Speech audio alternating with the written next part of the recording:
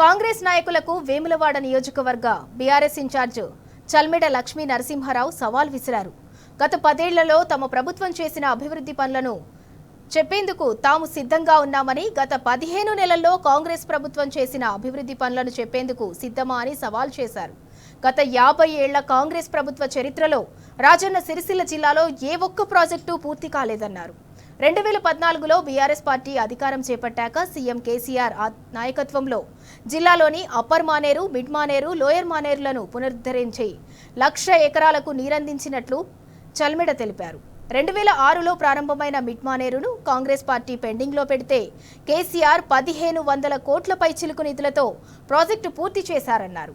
బీఆర్ఎస్ను బద్నాం చేయటం మానేసి సాగు, తాగునీటి సమస్యలు తీర్చాలని సూచించారు.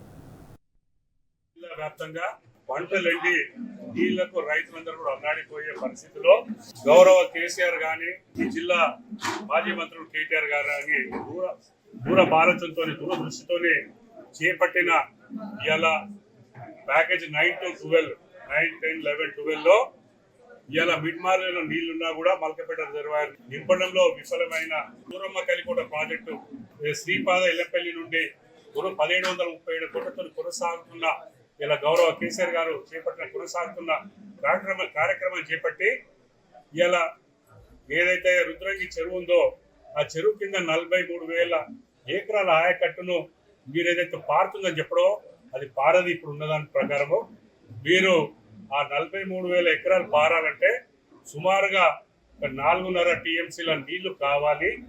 ఇప్పుడు టేల్ ఎండ్ కాబట్టి మరి ఇన్ని దాటి రావాలంటే అది రాదు, సాధ్యం కాదు. ఇలా గుడి అభివృద్ధి కార్యక్రమంలో గౌరవ ముఖ్యమంత్రి గారు వచ్చి 20 నవంబర్ 2011 అంటే సుమారుగా 110 రోజులు జరిగినా కూడా ఒక తట్టెడు మట్టి కూడా పోయలేదు, ఇప్పటివరకు ఏం మొదలు పెట్టలేదు. ఈ గుడి మరి అభివృద్ధి ఎప్పుడు ఏ డేట్ నుండి ఎప్పటి వరకు చేపడతారో దాని మరి 50 కోట్లు ఈ బడ్జెట్లో ఏదైతే శాంక్షన్ అయిందో 31 మార్చి వరకు ల్యాప్స్ అవుతాయి. ఏదైనా డబ్బులు నిజంగా వచ్చినాయా?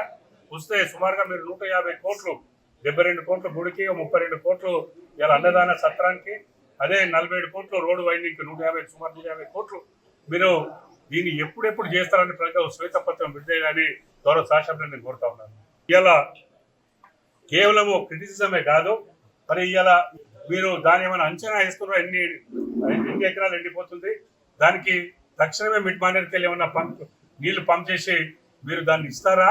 లేకపోతే మరి రైతు నష్ట పరిహారంగా దాన్ని ఏదన్నా మీ అగ్రికల్చర్ డిపార్ట్మెంట్ చెప్పి దాన్ని ఏమన్నా అంచనాలు వేస్తున్నారా అని వారిని పరిశీలిస్తున్నా.